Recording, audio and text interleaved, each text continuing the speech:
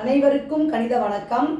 இப்போ பார்க்க போகிறது 6ஆம் வகுப்புக்குரிய கணக்கு முதல் பருவம் விகிதம் மற்றும் விகித சமம்.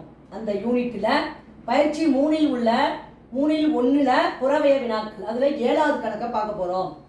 ரூபாய் 1க்கும் 20 பைசாவுக்கும் உள்ள விகிதம் 20 பைசாவுக்கும் உள்ள விகிதம் டேஷ் அப்படின்னு கொடுத்துருக்காங்க. ஆப்ஷன் கொடுத்துருக்காங்க. விகிதம் அப்படின்னா என்ன கண்டுபிடிக்க போகிறோம் பாருங்க. ரூபாய் 1 அப்படி என்பது எதற்கு சமம்? பைசாவில் மாற்றிக்கிறோம். இந்த 1 ரூபாயை பைசாவுக்கு மாற்றுறப்ப 1 ரூபாய் என்பது 100 பைசா. இப்போ கேட்கப்பட்ட கேள்வி என்ன? ரூபாய் 1க்கும் 20 பைசாவுக்கும். அப்போ 1 ரூபாய் என்பது 100 பைசா. அப்போ 100 விகிதம் 20 அப்படிங்கிறத ஃபஸ்ட்டு எழுதிக்கிறோம். இதை நம்ம சுருக்குறோம்.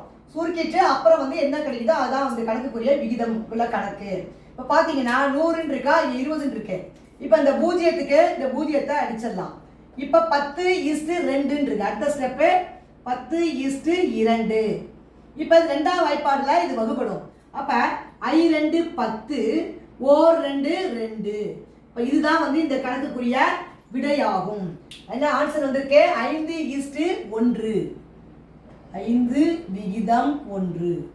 இதுதான் இந்த கேள்விக்குரிய விடை. முதல்ல நம்ம என்ன பண்ணுறோம்? 1 ரூபாயை பைசாவை மாற்றிக்கிட்டு அப்புறம் அந்த சுருங்கிய வடிவத்தை கண்டுபிடிச்சி விடையை கொண்டு வந்திருக்கிறோம். புரிஞ்சுங்களா?